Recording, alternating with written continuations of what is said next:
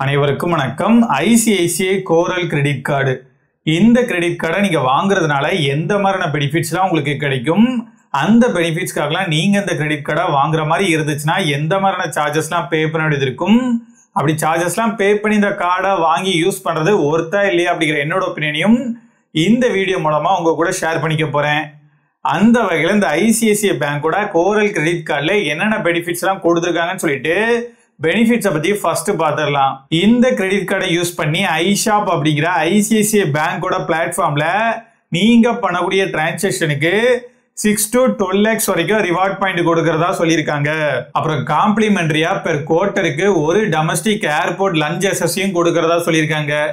இந்த ஆக்சஸ் உங்களுக்கு வேணும் அப்படின்னா அதுக்கு நீங்க ப்ரீவியஸ் குவார்ட்டர்ல 75,000க்கு அதிகமான அமௌண்ட்டுக்கு இந்த கார்டை யூஸ் பண்ணி டிரான்சாக்ஷன் பண்ணாதான் நெக்ஸ்ட் குவார்ட்டருக்கான இந்த ஆக்சஸை கொடுக்கறதா சொல்லியிருக்காங்க. அப்புறம் வருஷத்துக்கு 4 ரயில்வே லான்ச் ஆக்சஸையும் பெர் குவார்ட்டருக்கு 1ன்னு கொடுக்கறதா சொல்லியிருக்காங்க. நல்ல வேளையா இதுக்கு எந்த விதமான ஸ்பெண்டிங் லிமிட்டையும் கொடுக்கல. 25% ஆஃபர் மூலமா அதிகபட்சமா 100 ரூபாய் வரைக்குமான டிஸ்கவுண்ட்டை புக் மை ஷோ அண்ட் ஐநாக்ஸ்ல நீங்க இந்த கார்டை யூஸ் பண்ணி மூவி டிக்கெட் புக் பண்ணும்போது கொடுக்கறதா சொல்லியிருக்காங்க. இந்த ஆஃபரை மாசத்துக்கு 2 தடவை கொடுக்கறதாவும் சொல்லியிருக்காங்க.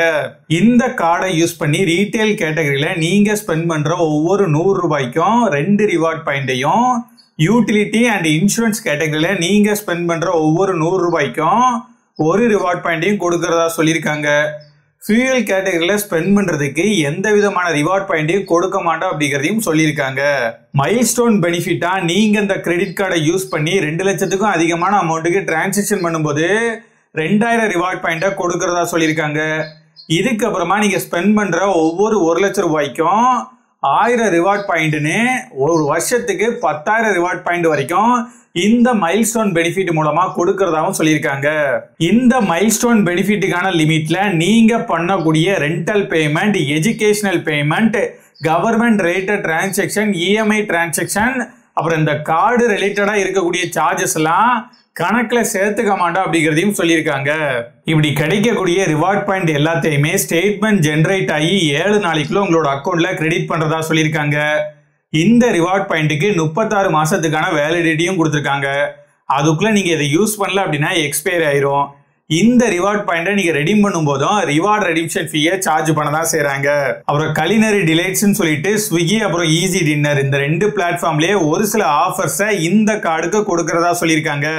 இந்த கார்டோட ரூபே வேரியண்ட்டுக்கு பர்சனல் ஆக்சிடென்ட் கவரையுமே ப்ரொவைட் பண்றதா சொல்லியிருக்காங்க.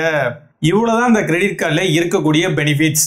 இந்த பெனிஃபிட்ஸ்க்காகலாம் நீங்க இந்த கிரெடிட் கார்டை வாங்குற மாதிரி இருந்துச்சுன்னா எந்த மாதிரியான சார்ஜஸ்லாம் பே பண்ண வேண்டியது இருக்குன்னு சொல்லிட்டு சார்ஜஸை பத்தி இப்ப பார்க்கலாம்.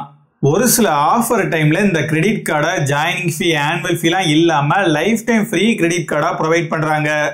மற்றபடி நீங்க இந்த கிரெடிட் கார்டை வாங்குறதா இருந்துச்சுன்னா 500 ரூபாயை ஜாயினிங் ஃபீயா பே பண்ணி தான் இந்த கார்டை வாங்குற மாதிரி இருக்கும்.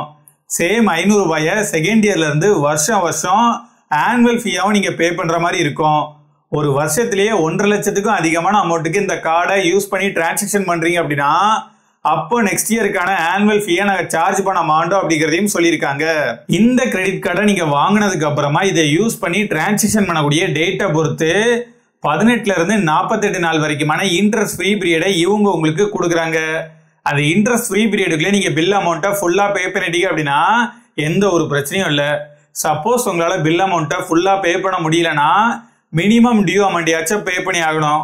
நீங்க அப்படி மினிமம் டியூ அமௌண்ட்டே பே பண்ணாம இருந்தீங்கன்னா இவங்க உங்களுக்கு லேட் ஃபீ போடுவாங்க. அந்த லேட் ஃபீ நீங்க பே பண்ண வேண்டிய அமௌண்ட் அப்படிங்கிறது 100 ரூபாய்க்கும் கீழே இருக்கும்போது எந்த விதமான லேட் ஃபீயும் போட மாட்டாங்க.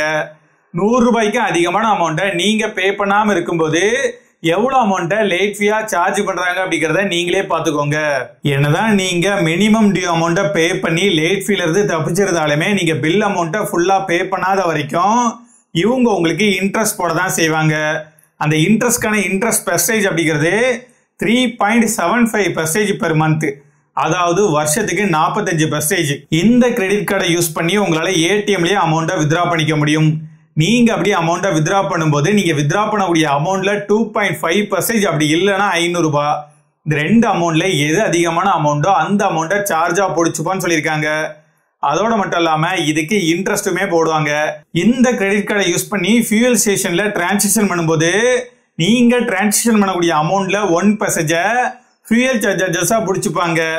ஆனா நீங்க இந்த மாதிரி டிரான்சாக்ஷன் பண்ணும்போது மினிமம் 400 ரூபாயில இருந்து 4000 ரூபாய் வரைக்கும் சிங்கிள் டிரான்சாக்ஷன்லயே டிரான்சாக்ஷன் பண்றீங்கன்னா அப்ப இந்த ஃபியூயல் சார்ஜஸ் பிடிச்சாலும் அதை உங்களுக்கே திரும்ப ரீஃபண்ட் கொடுக்கறதா சொல்லியிருக்காங்க. இதை எல்லா ஃபியூயல் ஸ்டேஷனுக்குமே கொடுத்திருந்தா ரொம்பவே நல்லா இருந்திருக்கும். ஆனா ஹச்பி ஃபியூயல் ஸ்டேஷன்ல ஐசிஐசிஐ ஸ்வைப்பிங் மிஷின்ல இந்த கார்டை யூஸ் பண்ணா மட்டும்தான் இந்த ரீஃபண்டை கொடுக்கறதா சொல்லியிருக்காங்க. இந்த கிரெடிட் கார்டோட லிமிட்டை கண்டுக்காம நீங்க பாட்டுக்கு உங்க இஷ்டத்துக்கு தேய்ச்சிங்கன்னா ஓவர் லிமிட் சார்ஜை பே பண்ற மாதிரி இருக்கும். இந்த ஓவர் லிமிட் சார்ஜா நீங்க உங்க லிமிட்டை தாண்டி செலவு பண்ண அமௌண்ட்ல 2.5% அப்படி இல்லைன்னா 550 ரூபாய், இந்த ரெண்டு அமௌண்ட்ல எது அதிகமான அமௌண்ட்டோ அந்த அமௌண்ட்டை சார்ஜா பிடிச்சிப்போன்னு சொல்லியிருக்காங்க. நீங்க பண்ணக்கூடிய எல்லா ரெண்டல் பேமெண்ட் அப்பவும் நீங்க டிரான்சாக்ஷன் பண்ணக்கூடிய அமௌண்ட்ல 1% சார்ஜா பிடிச்சிப்போன்னு சொல்லியிருக்காங்க.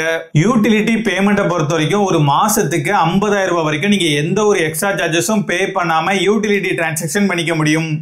ஒரே மாசத்துல 50,000க்கு அதிகமான அமௌண்ட்டை யூட்டிலிட்டி டிரான்சாக்ஷனா இந்த கார்டை யூஸ் பண்ணி பண்றீங்க அப்படின்னா அப்போ நீங்க டிரான்சாக்ஷன் பண்ணக்கூடிய அமௌண்ட்ல 1% சார்ஜா பிடிச்சிப்போன்னு சொல்லியிருக்காங்க. தேர்ட் பார்ட்டி ஆப்பை யூஸ் பண்ணி எஜுகேஷன் ரிலேட்டடா ஏதாச்சும் டிரான்சாக்ஷன் பண்றீங்கன்னா அப்போ நீங்க டிரான்சாக்ஷன் பண்ணக்கூடிய அமௌண்ட்ல 1% சார்ஜா பிடிச்சிப்போன்னு சொல்லியிருக்காங்க. ஃபியூயல் டிரான்சாக்ஷனை பொறுத்த வரைக்கும் ஒரு பில்லிங் சைக்கிளுக்கு 10,000 ரூபாய் வரைக்கும் நீங்க எந்த ஒரு எக்ஸ்ட்ரா சார்ஜஸும் பே பண்ணாம ஃபியூயல் டிரான்சாக்ஷன் பண்ணிக்க முடியும். ஒரே பில்லிங் சைக்கிள்ல 10,000க்கு அதிகமான அமௌண்ட்டை நீங்க ஃபியூயல் டிரான்சாக்ஷனா பண்ணும்போது நீங்க டிரான்சாக்ஷன் பண்ணக்கூடிய அமௌண்ட்ல 1% சார்ஜா பிடிச்சிப்போன்னு சொல்லியிருக்காங்க. போன்பே, அமேசான் பே மாதிரியான வேலட்ல ஒரு பில்லிங் சைக்கிளுக்கு 10,000 ரூபாய் வரைக்கும் நீங்க எந்த ஒரு எக்ஸ்ட்ரா சார்ஜஸும் பே பண்ணாம அமௌண்ட்டை லோட் பண்ணிக்க முடியும். ஒரே பில்லிங் சைக்கிள்ல 10,000க்கு அதிகமான அமௌண்ட்டை இந்த மாதிரி லோட் பண்ணும்போது நீங்க லோட் பண்ணக்கூடிய அமௌண்ட்ல 1% சார்ஜா பிடிச்சிப்போன்னு சொல்லியிருக்காங்க. இந்த கிரெடிட் கார்டு உங்களுக்கு அப்ரூவ் ஆகிறதுக்கே ஒரு சில எலிஜிபிலிட்டி கிரைட்டீரியா எல்லாமே கொடுத்துருக்காங்க. என்னன்னா கண்டிப்பா நீங்க ஒரு இந்தியன் சிட்டிசனா இருக்கணும். உங்களோட வயசு 21ல இருந்து 65க்குள்ள இருக்கணும். நீங்க ஒரு சேலரிடு பர்சனா இருந்தீங்க அப்படின்னா உங்களோட மாத வருமானம் 20,000க்கு அதிகமா இருக்கணும். அப்படி இல்லாம நீங்க ஒரு செல்ஃப் எம்ப்ளாய்டு பர்சனா இருந்தீங்கன்னா உங்களோட வருட வருமானம் அப்படிங்கிறது 2,40,000க்கு அதிகமா இருக்கணும். இப்படிலாம் இருந்தாதான் உங்களுக்கு இந்த கிரெடிட் கார்டு அப்ரூவ் ஆகும் அப்படிங்கிறதையும் சொல்லியிருக்காங்க. இவ்வளவு விஷயங்கள் இருந்தாலுமே நான் என்னோட ஒப்பீனியனை சொல்றேன். என்ன பொறுத்த வரைக்கும் இது ஒரு என்ட்ரி லெவல் கிரெடிட் கார்டாவே இருந்தாலும் இங்க உங்களுக்கு நல்லாவே ரிவார்ட்ஸ் கொடுக்குறாங்க. இருந்தாலுமே இதே செக்மெண்ட்ல இதை விட அதிகமான ரிவார்டை கொடுக்கக்கூடிய நிறைய கிரெடிட் கார்ட்ஸ் எல்லாம் இருக்கும்போது ஐசிஐசிஐ அப்படிங்கிற பிராண்டுக்காகவும் ஐசிஐசிஐ கிரெடிட் கார்ட்ஸ்க்கு கிடைக்கக்கூடிய மற்ற ஆஃபர்ஸ்க்காகவும் நீங்க இந்த கிரெடிட் கார்டை வாங்குறதுனா வாங்கலாம். நீங்க எதுக்காக இந்த கிரெடிட் கார்டை வாங்குறதா இருந்தாலும் சரி கரெக்டான டைம்ல பில்லை பே பண்ணிருக்க. அப்படி இல்லைன்னா இன்ட்ரெஸ்ட் போட்டே சொத்து எழுதி வாங்கிடுவான். உஷாரா இருந்துக்கோங்க. வர்த்தா.